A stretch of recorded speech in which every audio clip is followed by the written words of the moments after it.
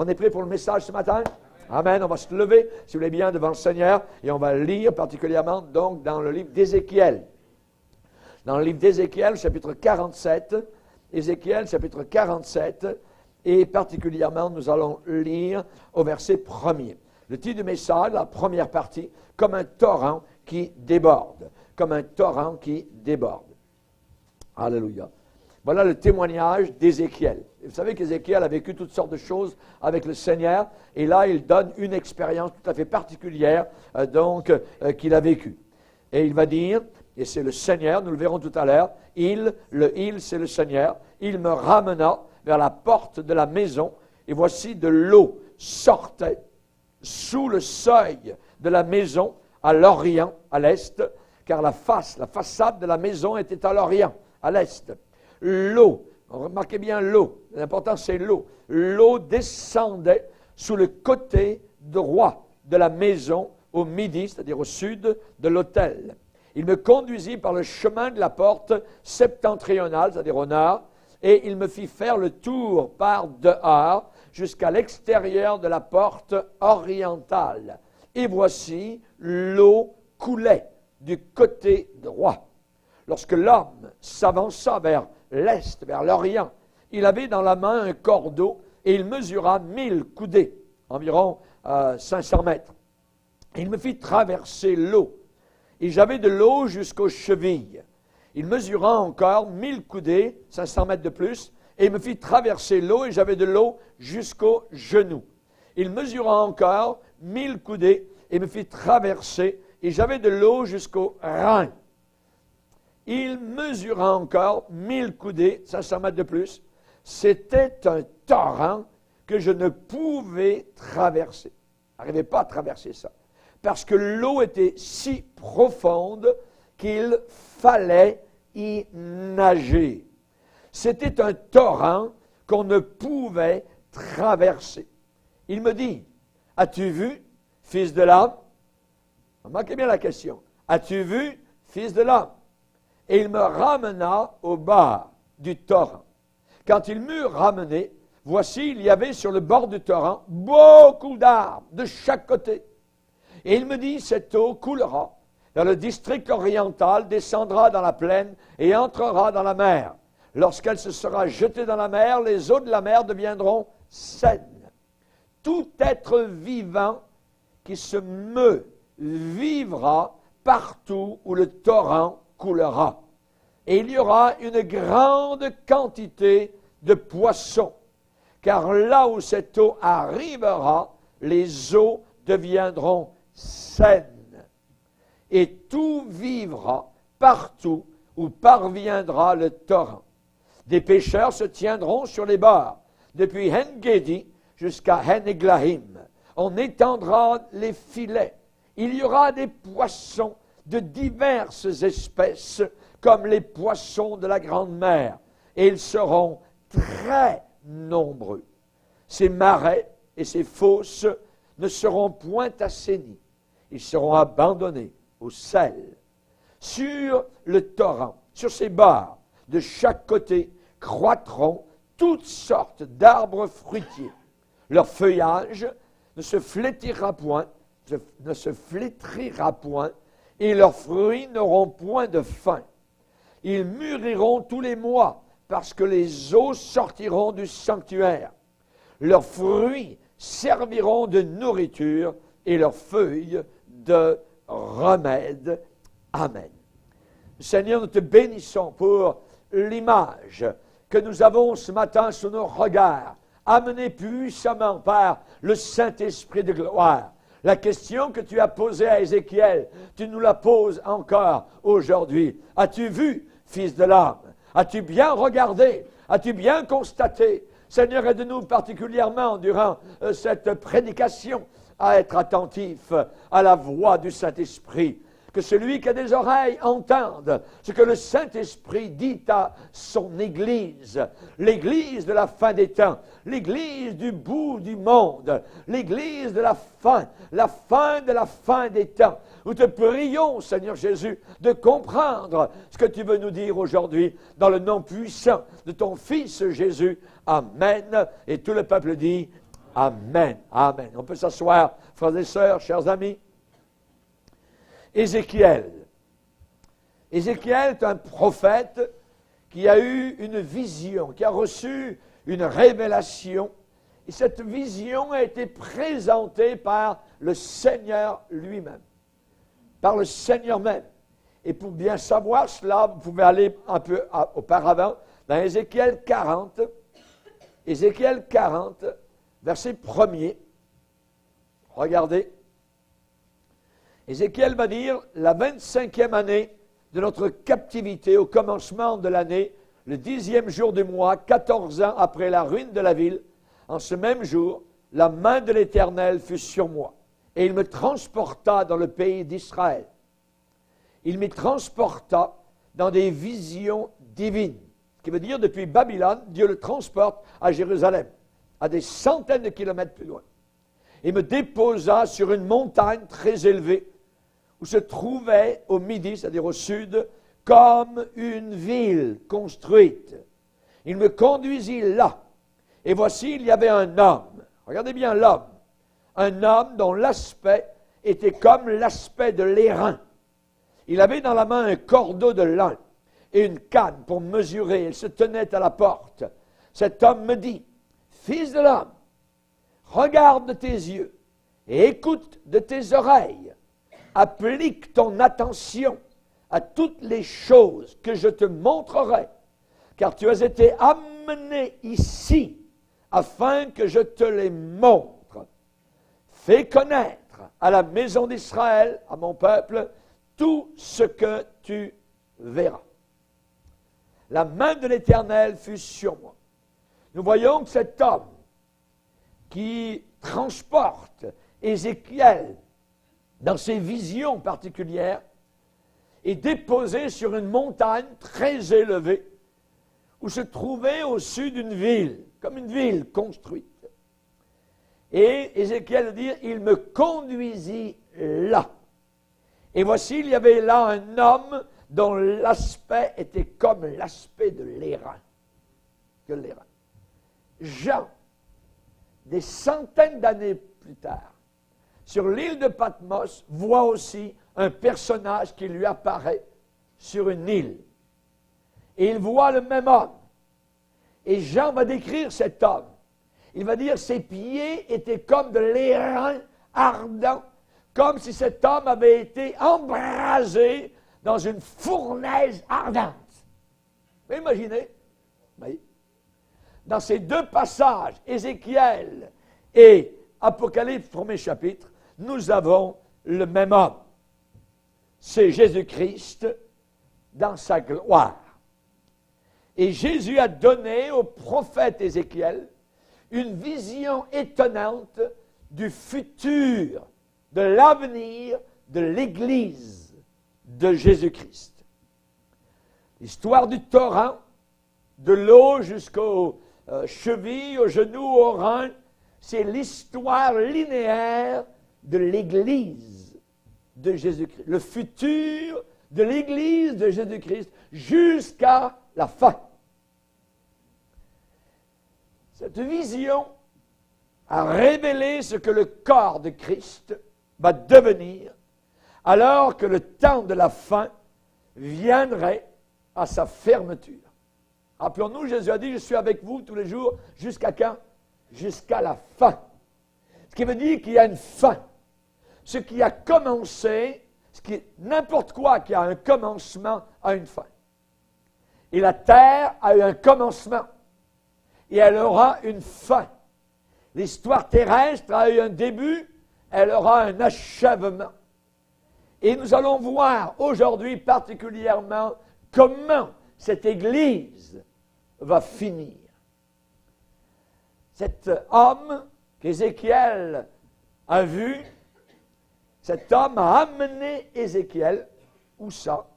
Ézéchiel 47, verset 1er, vers la porte de la maison de Dieu. Chapitre 47, verset 1er d'Ézéchiel, il me ramena vers la porte de la maison. De la maison. Cette vision que nous allons voir aujourd'hui révèle Jésus-Christ lui-même. Rappelons-nous Pilate devant la foule à Jérusalem, exe homo, voici l'homme, en montrant Jésus-Christ, couronné d'épines, ensanglanté, battu. Voici l'homme.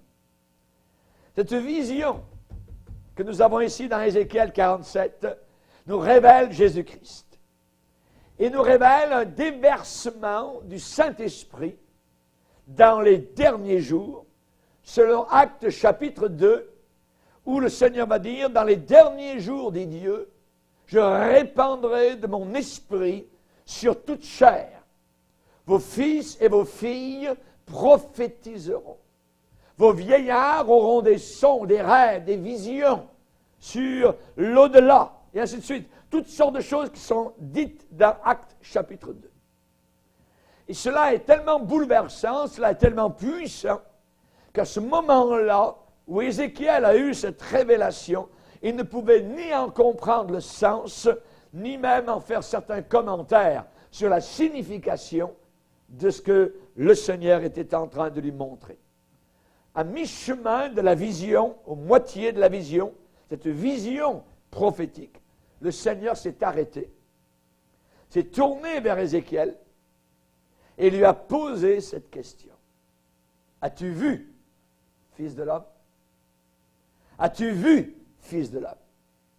Ce que tu viens de vivre, ce que tu viens de voir, ce que tu viens de remarquer. Je t'ai emmené dans un torrent. Tu avais de l'eau jusqu'à la cheville. Je t'ai demandé d'aller plus loin et tu avais de l'eau jusqu'aux genoux. Je t'ai amené plus loin et tu avais de l'eau jusqu'aux reins. Et je t'ai amené plus loin. Et là, l'eau avait monté, tellement monté, que tu n'avais plus pied.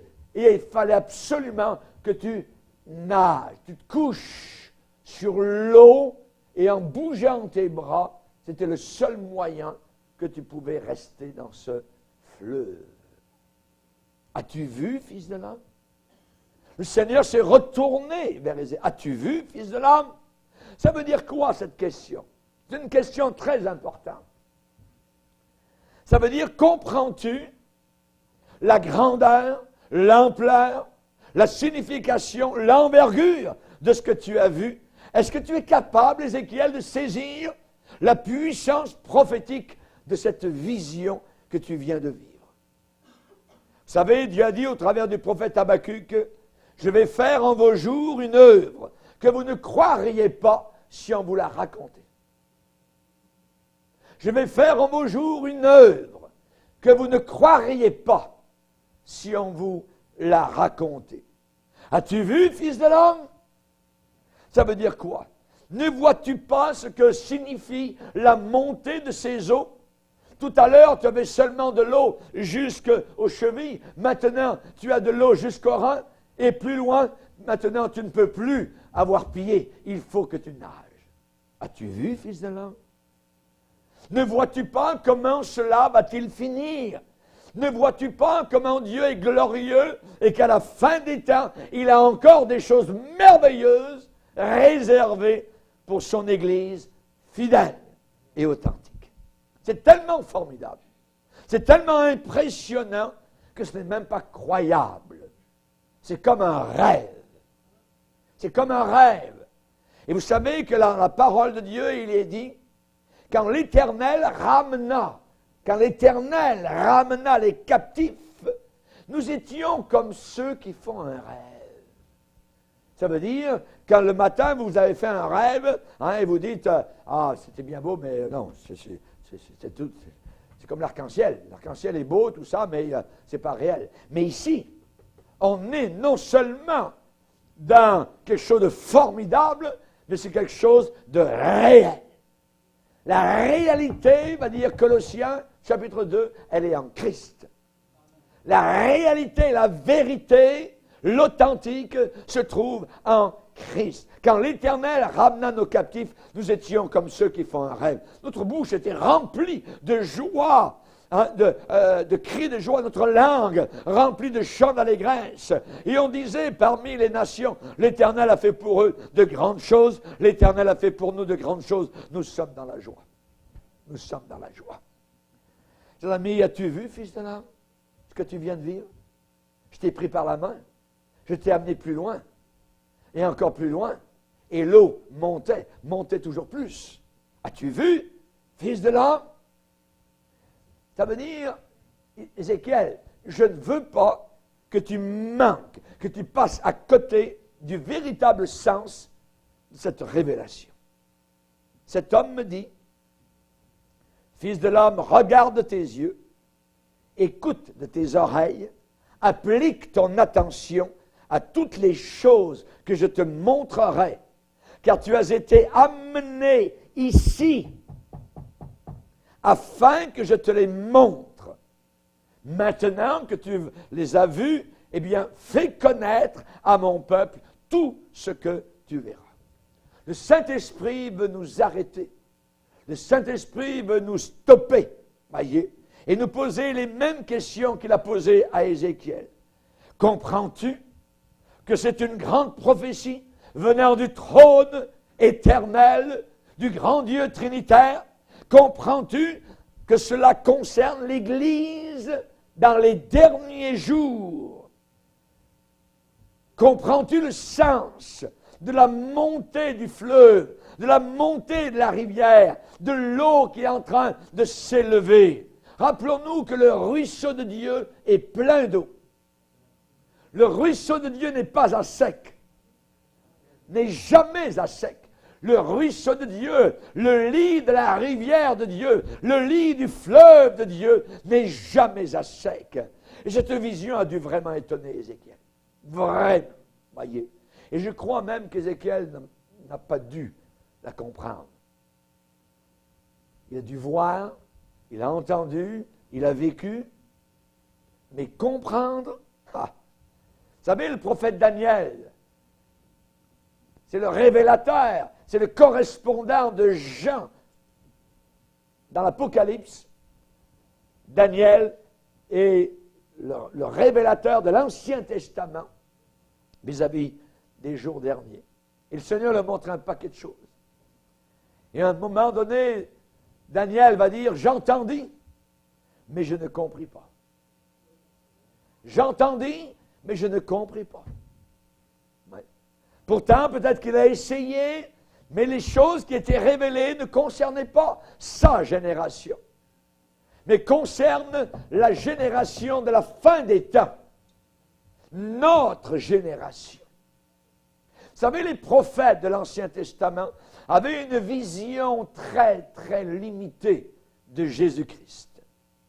Jésus lui-même, dans Matthieu 13, va dire, je vous le dis en vérité, beaucoup de prophètes et beaucoup de justes ont désiré voir ce que vous voyez et ne l'ont pas vu. Beaucoup de prophètes de l'Ancien Testament et de justes de l'Ancien Testament ont désiré entendre ce que vous entendez et ne l'ont pas entendu. Venez donc et écoutez ce que signifie. C'est-à-dire que Jésus était le professeur qui expliquait et s'est servi bien souvent de paraboles, d'histoires, voyez, pour faire comprendre de très grandes vérités spirituelles. Et là, dans Ézéchiel 47, nous avons une sorte de parabole pour nous faire comprendre l'Église à la fin des temps. L'Église au bout du rouleau. Soyez bien certains de bien voir, de bien comprendre. Ne passez pas à côté de ce que ça veut dire, de ce que le Seigneur révèle dans cette vision du torrent, du fleuve, où Ézéchiel est descendu. Et arrive à un moment donné, le fleuve était tellement monté qu'il fallait y nager. Et le Seigneur lui a dit, Ézéchiel, applique ton attention. Ne sois pas en train de regarder voler les mouches. Regarde bien ce que tu vas vivre. Regarde bien. Applique ton attention à toutes ces choses qui nous sont montrées, qui te sont montrées. J'aimerais vous dire que l'Église de Dieu, de la fin des temps, doit s'attendre à un déversement du Saint-Esprit sur elle. Le Saint-Esprit de Dieu va descendre. Nous ne pourrions pas tenir si le Saint-Esprit ne venait pas nous consoler, nous fortifier, nous remplir, nous diriger, nous montrer, nous donner le discernement. À la fin des temps, ça sera une jungle totale, une nuit qui va descendre. Mais tant que l'Église est sur la terre, le Saint-Esprit sera là et va énergiser ce corps mondial d'une Église authentique et non pas apostate, d'une Église fidèle et non pas infidèle. Il va énergiser les vierges sages et non pas les vierges folles qui seront laissées et abandonnées au sel. Chers amis, ce qui est montré à Ézéchiel ici, c'est que l'Église de Jésus-Christ, dans les derniers jours, dans les tout derniers jours, sera plus glorieuse et plus victorieuse de toute son histoire sur la planète Terre. L'Église va sortir avec éclat, avec un éclat de puissance, avec un éclat de gloire. N'oublions pas, Paul a dit que le Seigneur veut faire, il a une volonté, le Seigneur, et il veut faire paraître cette Église glorieuse, sans tache, ni ride, aucun vieillissement, aucune lassitude, ni rien de semblable, mais il veut faire paraître cette Église sainte et irrépréhensible. C'est le but du Seigneur. J'aimerais vous dire que l'Église va jouir à la fin des temps d'une pleine et totale révélation de Jésus-Christ, peut-être jamais connue auparavant des hommes.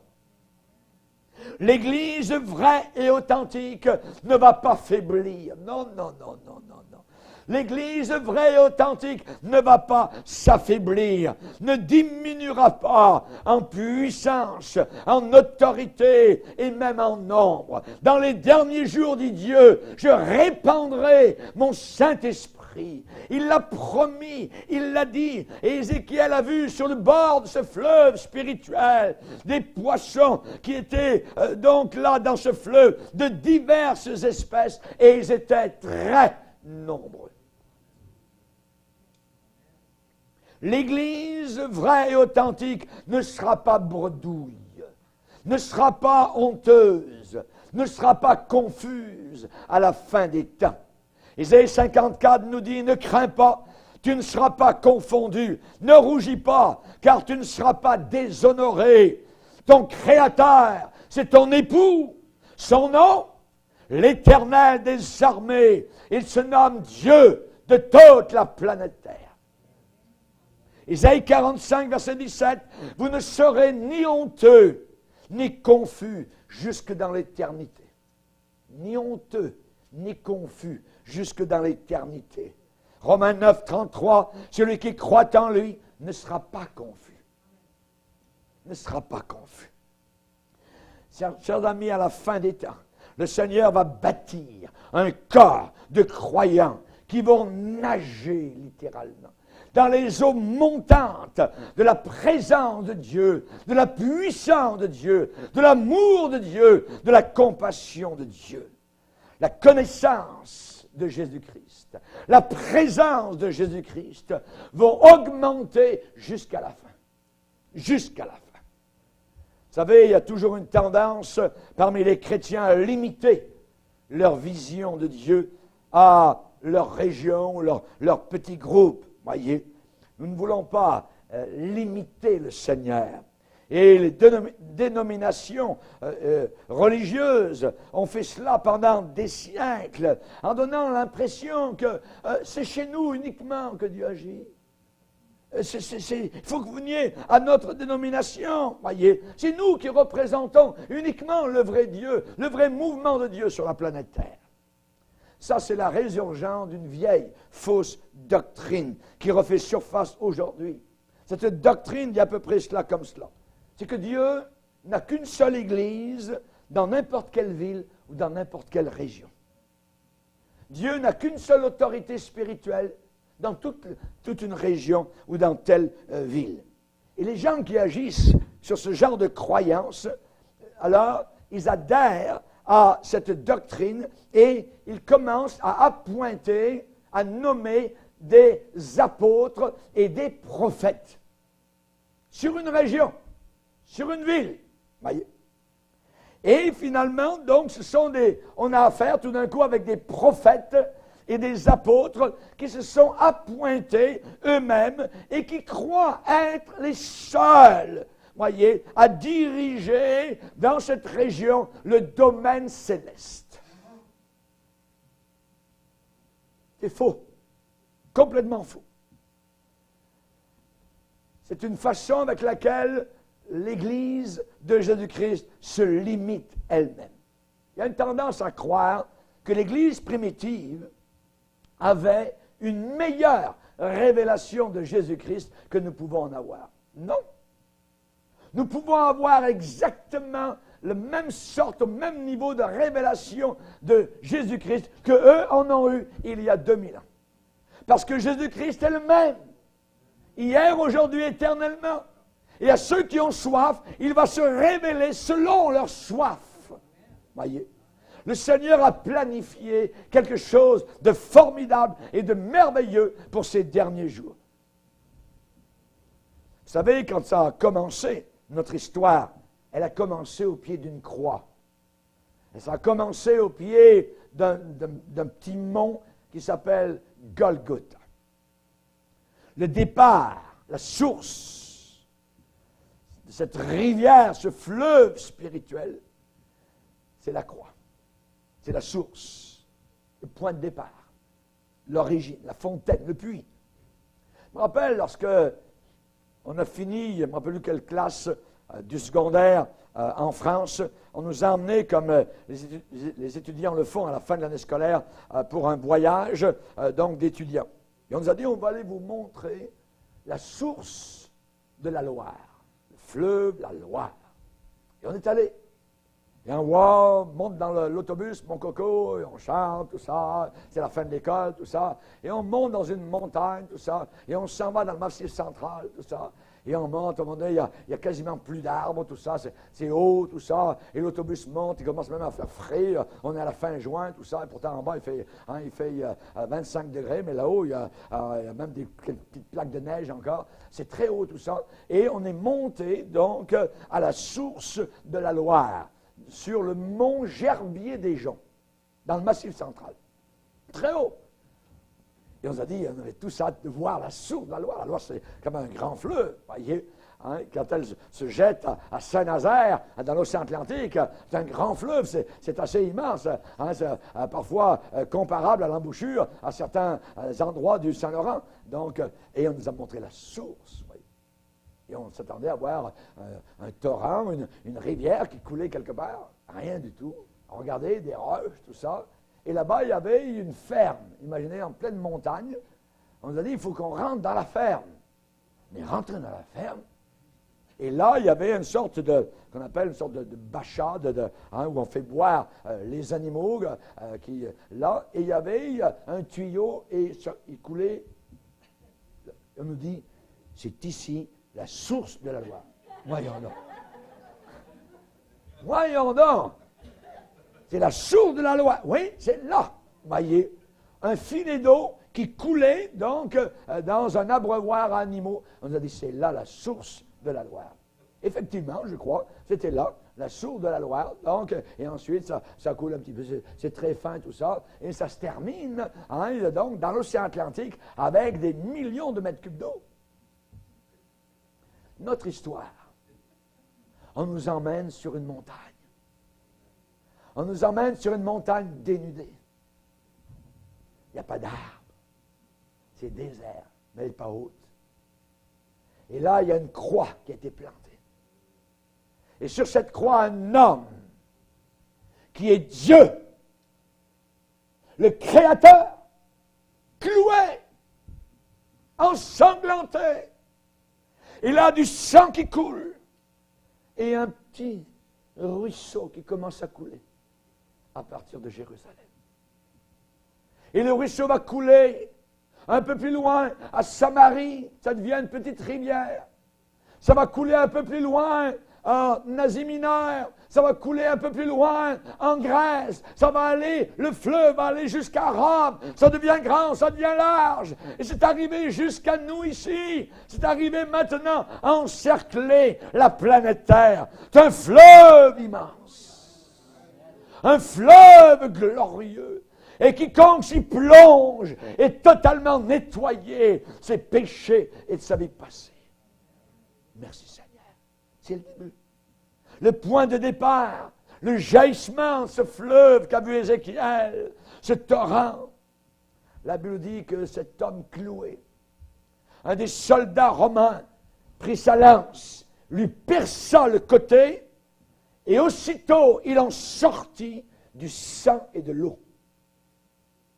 Il en sortit du sang et de l'eau. Voilà le point de départ. Nous sommes à la source. Nous sommes là à la source.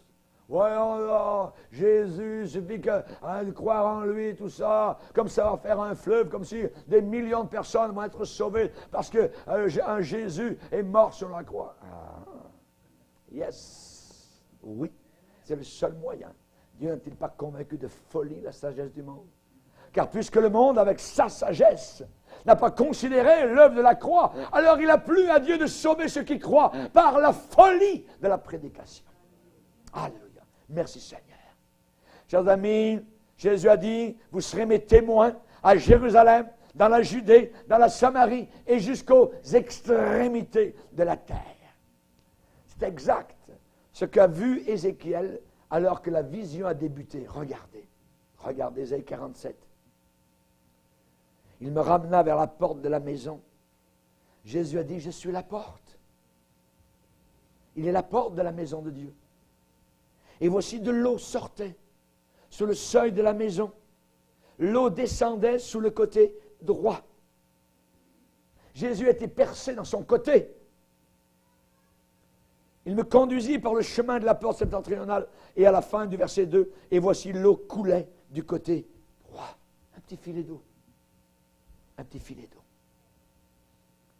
Chers amis, cela est prophétique. Cela nous parle d'autre chose. C'est une image de la Pentecôte. De la Pentecôte.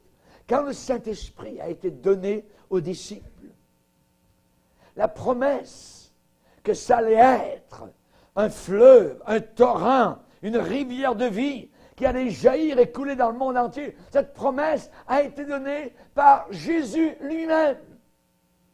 Un jour, il a crié sur les escaliers du temple à Jérusalem, lieu religieux, lieu sec, où les gens repartaient après la fête des tabernacles, et là, ils repartaient aussi vides qu'ils étaient venus le premier jour. La religion vous assèche. La religion est un rituel. La religion vous fait flétrir. La religion vous fait mourir. C'est la vie dont on a besoin. Et Jésus, voyant les gens qui repartaient après les cérémonies juives religieuses, a monté, je peux le voir, monter rapidement les marches du temple et crier à la foule qui avait le dos à lui, si quelqu'un a soif, qu'il vienne à moi. Des fleuves d'eau vive couleront de son cœur. Ils sont retournés. Hein? Si quelqu'un a soif, qu'il vienne à moi. Vous repartez sans eau vive. Vous repartez avec la besace vide. Vous repartez avec l'outre sèche. Venez à moi, je vais vous rafraîchir. Venez à moi, car des fleuves, des torrents, un puits d'eau vive coulera de votre cœur. Si vous croyez en moi, si vous avez soif. Jésus a bien dit des fleuves d'eau vive. Dans Ésaïe 35, le Seigneur a promis en disant, les yeux des aveugles s'ouvriront, les oreilles des sourds s'ouvriront, le boiteux sautera comme un cerf, la langue du muet éclatera de joie, parce que des eaux jailliront dans le désert, parce que des ruisseaux jailliront dans la solitude. Le mirage se changera en étang, la terre desséchée se changera en source d'eau. Alléluia. Merci Seigneur. Est-ce que vous saisissez cela? C'est quelque chose merveilleux? Est-ce qu'on commence à comprendre? Cette rivière, ce fleuve, ce torrent d'eau vive, c'est le Saint-Esprit. C'est l'Esprit de Dieu. La Pentecôte, avec toute sa gloire, avec sa manifestation, était juste un filet d'eau. C'était juste le début. C'était un filet d'eau du départ, du début, la source. La source, le commencement, qui commençait à couler de la maison de Dieu. Il va dire, l'homme s'avança, et il mesura, et il me fit traverser l'eau. J'avais de l'eau jusqu'aux chevilles. J'avais de l'eau jusqu'aux chevilles, verset 3. Vous savez, l'apôtre Pierre, à la Pentecôte, quand le Saint-Esprit a été donné en puissance pour la première fois, quand les 120 ont commencé à parler en langue, à glorifier Dieu dans des langues qu'ils n'avaient jamais connues, quand ces flammes de feu les ont saisis de la tête aux pieds, pensez-vous que c'était des petites flammes sur la tête? Jamais de la vie, je crois jamais ça, moi. Ouais. Vous voyez ça dans les imageries catholiques? Voyez? Moi, je crois que c'était une flamme de haut en bas. Ils devenaient des flammes de feu. Ah oui. Un vent impétueux, soudain, a jailli dans la salle où ils étaient. Ils furent tous remplis du Saint-Esprit et commencèrent à parler en d'autres langues, selon que l'Esprit leur donnait de s'exprimer. La peur a disparu, les craintes ont disparu, la peur des religieux, et s'en est allé complètement, sont sortis en pleine rue, ils ont annoncé Christ, Jésus-Christ. Ils n'avaient aucune peur, on les mettait en prison, ils ressortaient des prisons, les anges venaient ouvrir, certains mouraient, leur sang coulait, ça ne faisait absolument rien. Un feu de prairie venait d'être allumé. Quelque chose de magnifique et de glorieux, chers amis. Pierre a annoncé que cette eau coulait maintenant, comme promise, de la part du Seigneur. Et il a crié à la foule en disant, « Hey, ne croyez pas qu'on est ivre. Le Seigneur ne fera jamais tituber tout ça, puis faire les fous, tout ça. Jamais de la vie, Dieu est trop intelligent pour ça. » Il y a une différence entre être ivre de vin, voyez, ou être rempli du Saint-Esprit. Quand on est rempli de son esprit, on est sur nos deux pattes. On est bien conscient. On est certain de notre affaire. Alléluia, que Dieu soit béni. On n'est pas en train de faire le fou, tout ça, de checker. On demande à une femme qui est remplie supposément de son esprit, venez en avant, madame, donnez votre témoignage. D'où êtes-vous? Où habitez-vous? Je ne sais même pas où j'habite. Je ne sais pas. Je ne sais plus. Je suis tellement trop rempli de son esprit. Je ne peux pas vous le dire. Attends, tu ne perds jamais la tête avec le Seigneur. Jamais. Dieu nous garde dans le bon sens, car l'esprit que Dieu nous donne est un esprit de sagesse, un esprit de force, un esprit équilibré. Alléluia. Merci Seigneur, merci Seigneur. Et Pierre va dire, ce que vous voyez, ce que vous entendez, c'est ici. C'est le début de ce qui a été dit pour le prophète Joël. Dans les derniers jours, dit Dieu, je répandrai de mon esprit sur toute chair. Vos fils et vos filles prophétiseront, vos vieillards auront des songes, et je ferai paraître dans le ciel toutes sortes de prodiges avant la venue puissante du Dieu de gloire. Alléluia. Et alors qu'elle coule, cette eau est en train de monter. Cette eau est en train de grossir. Cette eau est en train de s'étendre en largeur, en profondeur, en volume, en puissance, en force. Cette eau, c'est la gloire de la restauration, la gloire du pardon, la gloire de la guérison, la gloire de la libération, la gloire de la provision. On commence à croire que tout est possible avec le Seigneur. Les actes des apôtres, c'est le début, c'est le filet qui a commencé à couler. Je l'ai enseigné, tous les actes des apôtres, les 28 chapitres, en 70 leçons. On s'est fait un plaisir immense ici dans l'Église. Et il est maintenant sur Internet disponible. Et quand on voit dans Actes 1er chapitre, Luc a commencé à écrire les Actes des Apôtres, il l'a écrit à Théophile. Théophile, très beau nom. Théo, Dieu. Philéo, aimer. Aimer Dieu. Un très bon nom. Si vous cherchez un nom pour votre fils, appelez-le Théophile. Amen. Théophile, gloire à Dieu. Il aime Dieu. Alléluia, gloire à Dieu. Théophile, j'ai parlé dans mon premier livre. Quel premier livre? L'Évangile de Luc. Mon premier livre. J'ai parlé dans mon premier livre de ce que Jésus-Christ a commencé de faire et d'enseigner. S'il dit s'il a commencé, ça veut dire que ça va continuer. Il y a autre chose qui suit.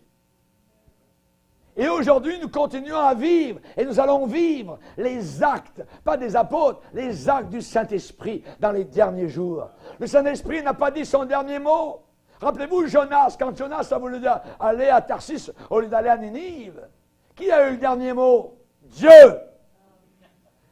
Et finalement, j'ai retrouvé là où Dieu l'avait dit d'aller au premier instant. Dieu aura le dernier mot sur cette terre. Chers amis, il y a encore des milliers, des millions de personnes qui ont besoin d'entendre parler de Jésus-Christ. Et Dieu veut sauver. Dieu veut sauver. Pour lui, c'est aussi facile de sauver une personne que d'en sauver 1 million. Il est tout-puissant. Il est glorieux. Il y a beaucoup de gens, dans ces derniers temps, je veux le croire, qui vont venir à Jésus-Christ encore. Il ne fait que commencer à agir. Les événements, les bouleversements que nous voyons créés par les hommes sont permis de Dieu. Mais Dieu est capable de récupérer tout cela pour que son nom à lui soit glorifié. Soit glorifié. Ensuite, le Seigneur lui dit, il vient un peu plus loin, Ézéchiel. Il dit, j'avais de l'eau jusqu'aux genoux. Ça veut dire que le fleuve monte. Le fleuve de l'Esprit monte. Voyez. Et vous savez que l'Église a été persécutée pendant des centaines d'années. Puis ensuite est arrivé l'empereur Constantin à Rome, arrivé au pouvoir. Et lui, il a libéré les prisonniers des mines de sel. Il a ouvert les portails de fer. Il a relâché, il a libéré tous les pasteurs, les ministres de l'Évangile qui étaient en esclavage, qui étaient emprisonnés. Et il a déclaré que la religion chrétienne était la religion officielle de l'Empire.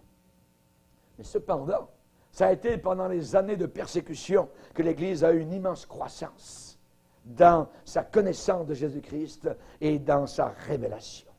Ces chrétiens persécutés ont joui du torrent du Saint-Esprit. Ils avaient de l'eau jusqu'aux genoux. Ils savaient prier, ils savaient chercher Dieu, ils savaient plier les genoux. Certains, on nous dit, avaient les genoux aussi calleux que les genoux des chameaux, parce qu'ils priaient, ils savaient chercher le Seigneur. Ils ne lâchaient pas Dieu, Dieu, tu vas répondre. Ensuite, le Seigneur a dit à Ézéchiel, il faut que tu ailles plus loin. Ézéchiel va dire, oh, l'eau monte, hey, le torrent s'étend. J'avais de l'eau jusqu'au rein. Là, vous commencez à sentir le courant. Voyez, comme quand vous êtes sur un bateau, vous sentez le courant. Je me rappelle très bien quand, au mois d'octobre 1965, notre immense navire, 200 mètres de long, un pétrolier, s'est retrouvé pris dans une tempête dans le golfe de Gascogne, juste avant le détroit de Gibraltar. Même. Le capitaine avait fait descendre les embarcations de sauvetage sur les côtés. Ils étaient prêts à évacuer le navire. Ces immenses pétroliers peuvent se briser comme une boîte d'allumettes s'il arrive une immense vague derrière et une immense vague devant. Chaque puissance brise donc ce pétrolier. Et je me rappelle très bien. Je me rappelle, je suis sorti avec ma caméra et j'ai pris quelques bouts de film. Mes amis, cet immense navire sauté, comme un fétu de paille, et retombé sur un paquet de ferraille sur les eaux, tellement la puissance des flots. On ressentait la puissance des flots, du vent, qui était immense. Et quand le Saint-Esprit commence à agir, vous qui êtes dans votre frêle embarcation, vous commencez à agir, vous commencez à ressentir, vous commencez à aller, vous commencez à bouger. Vous savez que l'Esprit de Dieu est en train de se manifester. Il est là sous vos pieds, il est là au-dessus de vous, il est là à côté, il est là à droite, il est là en vous. Vous êtes en lui, il est en vous. C'est merveilleux. Vous sentez que vous êtes mus littéralement par l'Esprit de gloire. Le véritable Saint-Esprit, capable de projeter des éléments en l'air comme un fétu de paille. Notre Dieu est puissant. J'avais de l'eau jusqu'aux genoux. Ensuite, plus loin, j'avais de l'eau jusqu'aux reins. Là, le courant est ressenti. La puissance de l'Esprit est vraiment là. Et on se rappelle des grands hommes de Dieu comme Wycliffe, Jean Hus, John Knox, Martin Luther. Voilà un autre homme qui a amené le corps de Christ à une autre dimension, à un autre niveau, à un autre domaine spirituel de la foi. Pendant la Réforme, l'eau du torrent du Saint-Esprit s'est élevée, a monté plus haut jusqu'au Rhin. Le slogan était celui-là, sola fide, sola scriptura. Seulement la foi seulement les Écritures. Rien d'autre. Par la foi et les Écritures. Et là, le courant est monté jusqu'au Rhin. L'Église a eu une croissance merveilleuse pendant la Réforme. Il y a eu une plus grande révélation de la croix de Christ, du sang de Jésus-Christ, une plus grande connaissance de la puissance de Dieu, plus profonde. Et l'Église a vu merveilleusement des masses de gens se faire baptiser par immersion, quitter en masse l'Église catholique romaine. L'Église a commencé à prêcher la révélation du salut par la foi. Il y a eu un retour aux Écritures, un retour à la Bible. Ça a dû être formidable de voir des multitudes de croyants en Europe, remplis du zèle de la maison de Dieu, entrer en courant dans les cathédrales, renverser les idoles, les statues, devenir des iconoclastes, renverser ces choses abominables que les gens adorent et prient, la pierre, le bois. Finalement, Ézéchiel a entendu le Seigneur dire bien plus loin. Et là, il dit, les eaux étaient si profondes. Je n'avais plus pied. J'avais plus pied, je ne peux pas. Hein? Vous savez qu'à un moment donné, vous avez de l'eau, l'eau monte, vous allez plus loin. Et là, finalement, vous ne pouvez pas aller plus loin parce que l'eau vous arrive sous le nez, voyez, et vous arrive par-dessus la tête. Et là, il fallait, c'était nécessaire de prendre une autre position. Plus comme ça, mais horizontale. Nager. Que vous nagiez, voyez, et que dessous vous, il y a 5 mètres d'eau ou 5000 mètres d'eau, c'est pareil. Je me rappelle, moi, dans la marine, parfois on arrêtait le navire dans l'océan Pacifique, on faisait des mesures particulières avec les températures à différents niveaux, et on avait du temps, parfois, on pouvait avoir 1 heure ou 2, et le capitaine disait, on allait voir le capitaine, est-ce qu'on peut nager, est-ce qu'on peut sauter par-dessus bord? Oui. Aujourd'hui, je ne le ferai peut-être pas parce que il y a des requins. Mais on sautait par-dessus bord. Et là, le navire, on le voyait avec les vagues, puisqu'on ne pouvait pas évidemment avoir d'ancre. Hein. Mais on était à côté. Ça, on le regardait bien parce qu'on voulait rester à côté du navire. Mais on nageait, on s'amusait. Hein, les marins à bord, ceux qui pouvaient le faire. Et évidemment, donc, on avait parfois jusqu'à 3000 mètres dessous nous. Donc, que vous nagiez avec 5 mètres sous vous, hein, ou 5000 mètres, c'est la même chose. Mais là, ici, il fallait nager. Il fallait absolument nager. Il était nécessaire de nager. J'aimerais vous dire que juste avant le retour de Jésus-Christ, le torrent, la rivière de vie, va atteindre un niveau inégalé. Ça va monter. Ça va monter et il va falloir que vous appreniez à nager. Ça veut dire, vous n'aurez plus pied.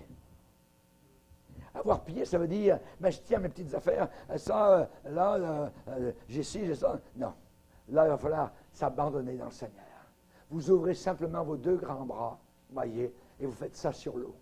L'eau, c'est la parole de Dieu qui vous portera. C'est l'Esprit de Dieu qui vous conduira. C'est lui qui va avoir à faire maintenant avec vous. Ça ne sera plus mes idées, ce que je veux, ce que je pense, ce que j'ai prévu. Non.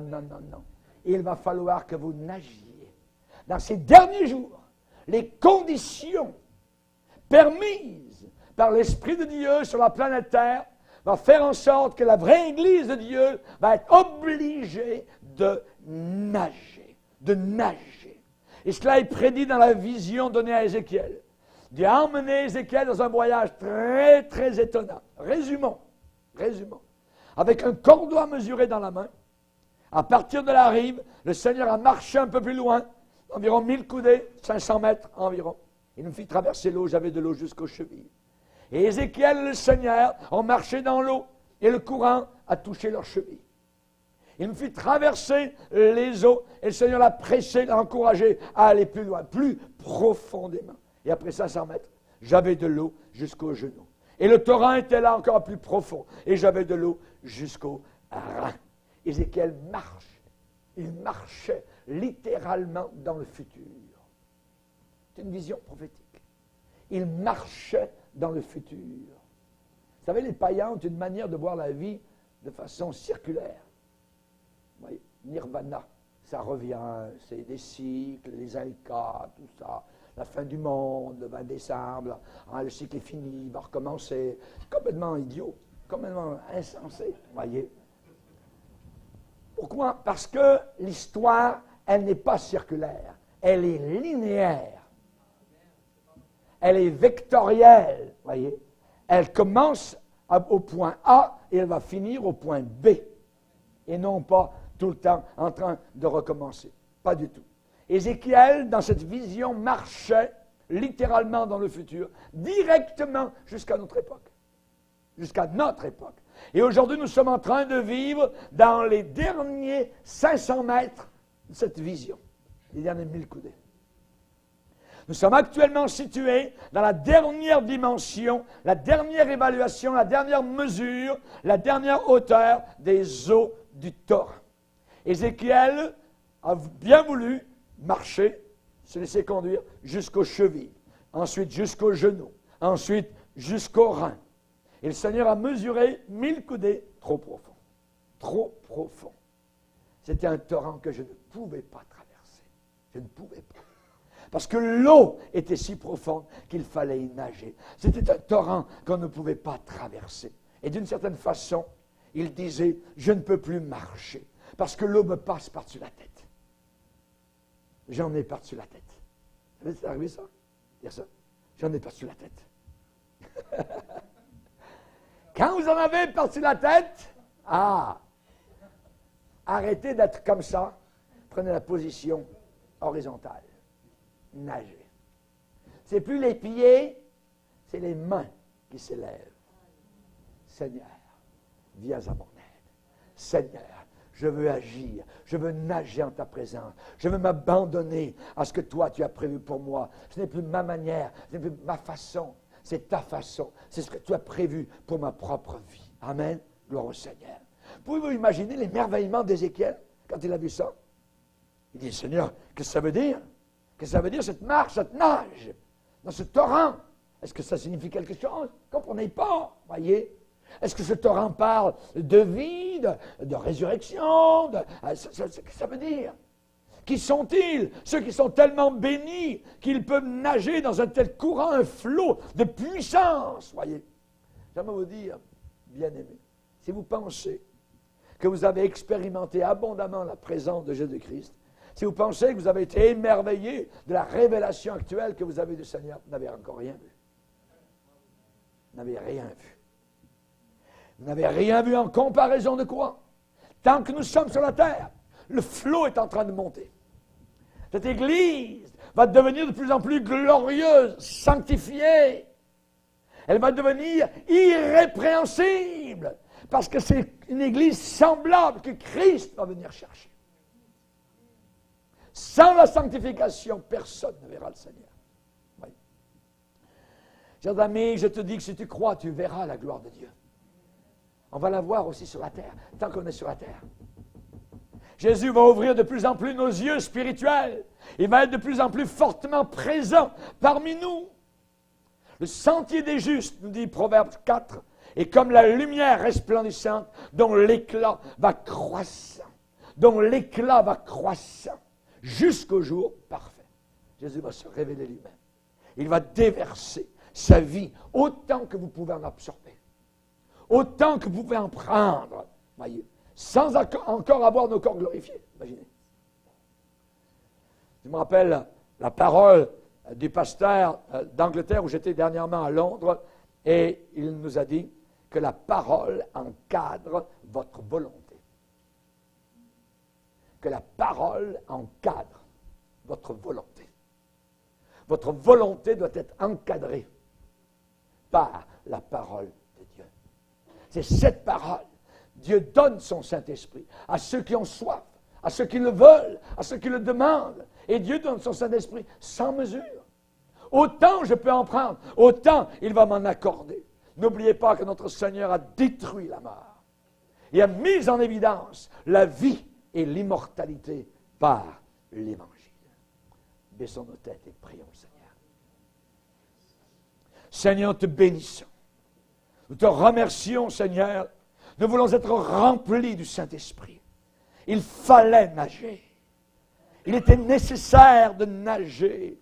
nécessaire d'abandonner nos pieds à la terre ferme, de là laisser le flot nous porter. Nous voulons flotter sur ta parole. Nous voulons glisser par le Saint-Esprit. Nous voulons surnager. Nous voulons nous déplacer à la surface de ta volonté, Seigneur. Alléluia. Tu oins d'huile notre tête et notre coupe déborde.